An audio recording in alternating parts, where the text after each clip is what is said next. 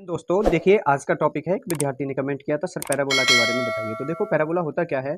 परवलय किसी बिंदु का बिंदुपथ है जिसका किसी दिए गए स्थिर बिंदु से दूरी व चर बिंदु की स्थिर रेखा से दूरी का अनुपात सदैव स्थिर होता है। अब ये होता क्या है समझिए। जैसे ये एक्स, ये हमने कोऑर्डिनेट बनाया, ये एक्स कोऑर्डिनेट है, ये वाई कोऑर्डिनेट है, और ये एक्स डैश है, और ये हमारा वाई डैश है। ठीक है।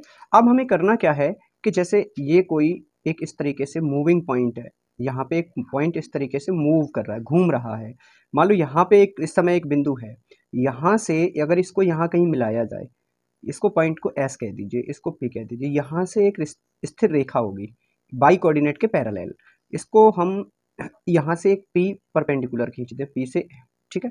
तो ये जो मूविंग पॉइंट है पी से एम और पी से एस, अगर हम इसको ये से x बराबर माइनस ए लेंगे, क्योंकि इधर आइए ना, तो माइनस ए होगा ये। जब ये माइनस ए है तो इसके पॉइंट ऑफ कोऑर्डिनेट होंगे a, 0, और यहाँ ये इसका शीर्ष होगा। तो देखो परिभाषा से, परवलय किसी बिंदु का बिंदुपथ है, ये किसी बिंदु का बिंदुपथ है जो दिए गए स्थिर बिंदु से, स्थिर बिंदु P से, बिंदु से दूरी व चर का स्थिर रेखा से दूरी का अनुपात, यानी कि S से P की दूरी, P से M की दूरी, यानी कि PM अपॉन PS, ये एक नियतांक होता है जिसे हम E उत्केंद्रता कहते हैं। क्या कहते हैं? उत्केंद्रता, उत्केंद्रता कहते हैं इसको, इसेंट्रिसिटी बोलते हैं। और इस स्थिर बिंदु को ध्रुव कहते हैं, पोल कहते हैं। इस स्थिर बिंदु को P ध्रुव कहते हैं।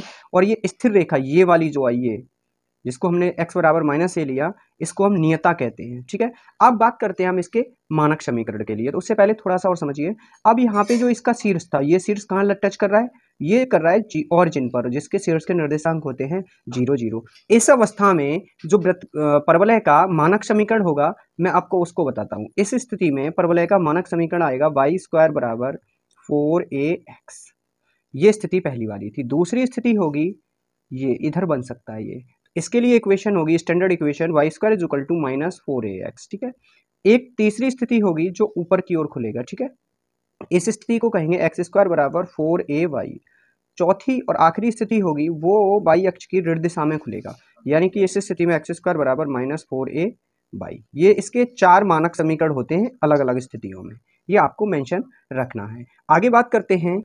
देखिए, जैसे कोई ये पैराबोला है, ठीक है, तो इसका ये तो वर्टेक्स है जहां हमने लिया है ऑरिजिन पे 0, 0 पे, ये इसका नाभि है S, a, 0, ये इसका ध्रुव है P, यहाँ से इसकी ये उत्कीर्णता ले ली, ठीक है, M, PM।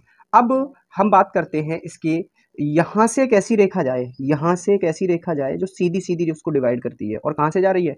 ध्रुव से होती हुई। तब हम इस रेखा को नाभि लंब कहते हैं। क्या कहते हैं? नाभि लंब कहते हैं। ठीक है। नाभिलंब जो होगा वो इस स्थिति में होता है 4a। यदि आपको कोई भी इसमें संशय समस्या हो तो आप मुझे कमेंट कर सकते हैं, और मैं अगर आपको ये y² बराबर 4ax या x² बराबर 4ay किसी का भी पूरा प्रूफ चाहिए तो मैं वो प्रूफ भी आपको दे दूंगा। ठीक है। मिलते हैं अगली वीडियो में, तब तक के लिए जय हिंद।